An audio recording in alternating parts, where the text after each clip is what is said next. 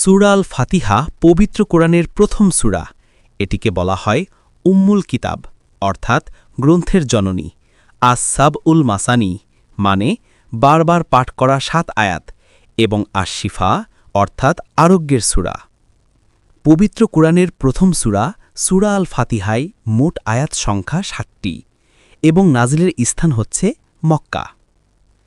মক্কা মোকাররমায় নবী করিম সাল্লাল্লাহু আলাইহি ওয়াসাল্লাম যখন নবুয়তের শুরুর দিকে ইসলামের দাওয়াত দিচ্ছিলেন, তখন আল্লাহ তাআলা তাকে এমন একটি সূরা দান করেন যা আগে কখনো কোনো নবীর উপর এভাবে নাজিল হয়নি। হাদিসে এসেছে, আমি তোমাকে এমন ৭ আয়াত দান করেছি যার তুলনা এর আগে কোনো গ্রন্থে কখনো দেওয়া হয়নি। এটি একদিন জিব্রাইল আলাইহিসসাল্লাম রাসূল সাল্লাল্লাহু আলাইহি ওয়াসাল্লামের কাছে নিয়ে এসে এবং বলেন, সুসংবাদ গ্রহণ করুন, আপনাকে এমন এক নূর, এমন এক মহামূল্য উপহার দেওয়া হয়েছে যা আপনার আগে কোনো নবীকে দেওয়া হয়নি। আরও বর্ণিত আছে, যখন প্রথমবার এই সূরা নাজিল হয়, আসমান থেকে এমন বিশেষ দরজা খোলা হয়েছিল যা কেবল তখনই খোলা হয়েছিল এবং সেই দরজা থেকে এক ফেরেশতা অবতীর্ণ হন যিনি পূর্বে কখনো পৃথিবীতে অবতীর্ণ হননি। সূরা আল ফাতিহার ফজিলতসমূহ।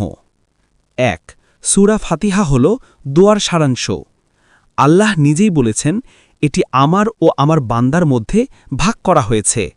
যখন বান্দা সূরা ফাতিহা পড়ে, আল্লাহ প্রতিটি আয়াতের জবাব দেন।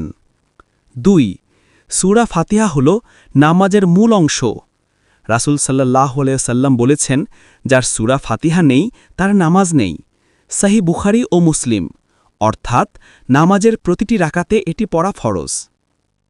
৩. সূরা ফাতিহা আরোগ্যের সূরা বা রুকিয়া। এক সাহাবী বিষাক্ত বিচ্ছুর কামড়ে আক্রান্ত লোকের উপর সূরা ফাতিহা পড়ে দম করলেন এবং সে সুস্থ হয়ে গেল। রাসূল সাল্লাল্লাহু আলাইহি সাল্লাম এটি অনুমোদন করলেন। ৪. সূরা ফাতিহা শয়তানকে দূরে রাখে। সূরা ফাতিহা পাঠ করলে আল্লাহ বান্দার সাথে মিলিত হয়ে তার দোয়া কবুল করেন, এতে শয়তান বাধাপ্রাপ্ত হয়। ৫. সূরা ফাতিহা কুরআনের দরজা ওপেনার। কুরআনের প্রথম সূরা হিসেবে এটি মানুষের হৃদয়ে কুরআনের আলো প্রবেশের পথ খুলে দেয়। ৬. প্রতিদিন গুনাহ মাফের সুযোগ। যে ব্যক্তি দিনে বহুবার সূরা ফাতিহা পড়ে, আল্লাহ তার জন্য নেকি বৃদ্ধি করেন এবং রহমতের দরজা খুলে দেন। সূরা ফাতিহার পাঠের সহি নিয়মকানুন। ১. নামাজে পাঠ করা। প্রতিটি রাকাতে সূরা ফাতিহা ফরজ। শান্তভাবে স্পষ্ট উচ্চারণে তিলাওয়াত করতে হবে। প্রতিটি আয়াতের মাঝে হালকা বিরতি দেওয়া উত্তম। ২. রুকিয়া বা চিকিৎসামূলক পড়া। অসুস্থ ব্যক্তির উপর হাত রেখে বা নিজের উপর পড়ে দম করতে হবে বা ফুঁক দিতে হবে। প্রত্যেক আয়াত ধীরে ধীরে মনোযোগ সহকারে পড়তে হবে। ৩. ঘুমানোর আগে পাঠ। সূরা ফাতিহা, আয়াতুল কুরসি ইত্যাদি পাঠ করে ঘুমালে ঘুমের সময় বিভিন্ন রকমের খারাপি থেকে সুরক্ষা পাওয়া যায়। ৪. দোয়ার আগে পাঠ। অনেক আলেম বলেন, দোয়া শুরুর আগে এই সূরা পড়লে দোয়া বেশি কবুল হয়, কারণ সূরা ফাতিহা নিজেই একটি পূর্ণাঙ্গ দোয়া। ৫. ভুল ছাড়া শুদ্ধ তিলাওয়াত। মাখরাজ ঠিক রাখা জরুরি।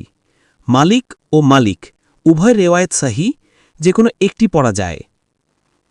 সূরা ফাতিহার মূল বার্তা। এই সূরায় রয়েছে আল্লাহর প্রশংসা, তার একত্ববাদ, রহমত ও মালিকানা, সঠিক পথে পরিচালনার দোয়া, গুমরাহ থেকে বাঁচার আবেদন। আসলে পুরো কুরআনের শিক্ষা এই ৭ আয়াতে সংক্ষেপিত। সূরা ফাতিহা হল ১. কুরআনের দরজা, ২. রহমতের উৎস, ৩. দোয়ার পূর্ণাঙ্গ রূপ, ৪. রোগের প্রতিকার, ৫. নামাজের অপরিহার্য অংশ। এমন বরকতময় আর কোনো সূরা পৃথিবীর মানুষের ভাগ্যে কখনো আসেনি। তাই সহি শুদ্ধভাবে এই সূরা আল ফাতিহা মুখস্থ করে এর উপর আমল করার তৌফিক দান করুক। আমিন।